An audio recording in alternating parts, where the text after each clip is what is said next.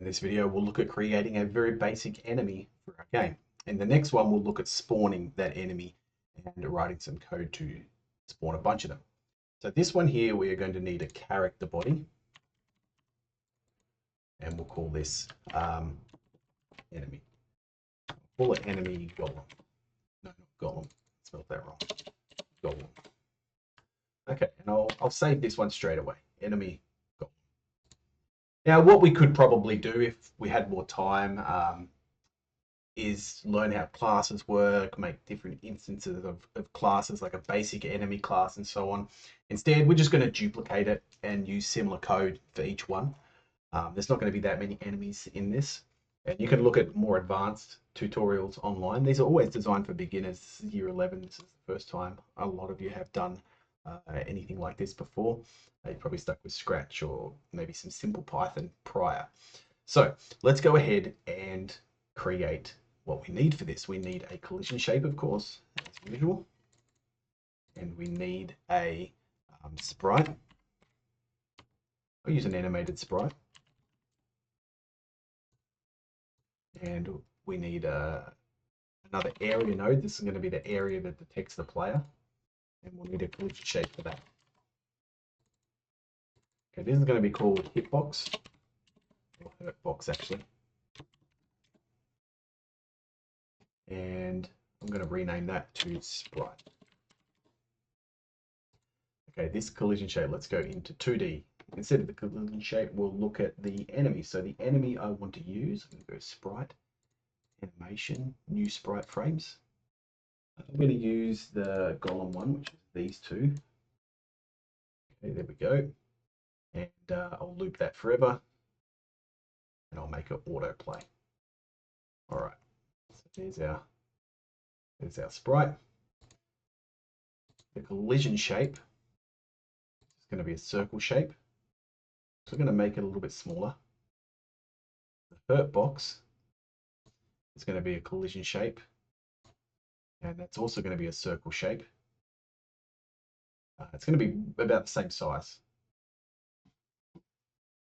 Okay, now what we need to do, we need to make sure that the player can move through the enemies. The enemies can move through the player, but the enemies can't move through each other. So what we need to do is change some collision settings. So the player, we're going to go to the collision settings for the player. Okay, we're going to make sure that he's on level or on layer 1 and he can collide with things on layer 1. All right. The enemy, we are going to go to the collision settings for. So that's for the character collision. We're going to make sure that he's on level 2 and collides with things on level 2. So this is what layer he's on. The mask is basically what he collides with. He's going to collide with layer 2. He's not going to collide with anything on layer 1. But the enemy's hurt box is going to not be on any layer, but it's going to collide with things on layer 1. So it's going to be able to detect the player and then trigger and do something.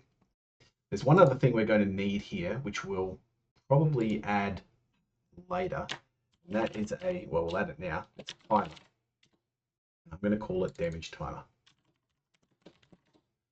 So what we're going to use that for is when the player runs into the enemy, we will damage the player. It'll set up the timer for like half a second before it can damage the player again. Otherwise, what will happen is it will run into the player and the player's health will just immediately go to 0, which isn't much fun. Okay, we want to kind of tick down so it kind of does damage, but not that fast. All right, so we've got our basic things here. We're going to do something else. Well, it's good to use groups, so let's put this in the enemy group. Let's go to our player and put the player in a player group. We've got a couple of things here. We may as well put the weapon in a weapon group, just in case we decide to use it later. So we've got our enemy golem, and we'll write some simple code for this. I'm going to go ahead and add code. Oh, I didn't need any of that, so I can just delete it all, except the top line. Yeah, we probably use speed as well, so just, there we go. We need a reference to the player. onReady var player equals, and we're going to say get tree dot get first node in group player. We just put the player in the player group. It's only going to be one player. And so that's going to be our reference to the player. It'll find the tree, which is like the everything in the scene, and it's going to find the everything in the group called player and get the first node from that group. Then we will add in a physics process. Note that has an underscore at the start. Okay.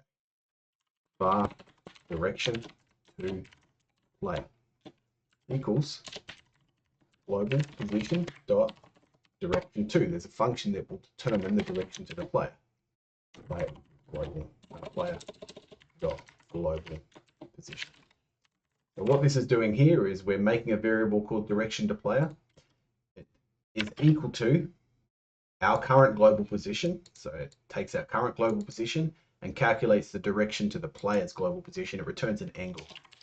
Then velocity equals direction to player. It actually returns a vector, sorry. Direction to player times speed. And then we'll move and slide. But before we do that, we'll update the animation. So if velocity dot x greater than 0, get a reference to our sprite at the top.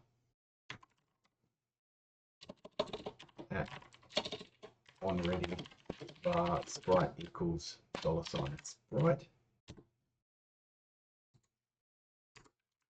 Sprite dot flip h equals true.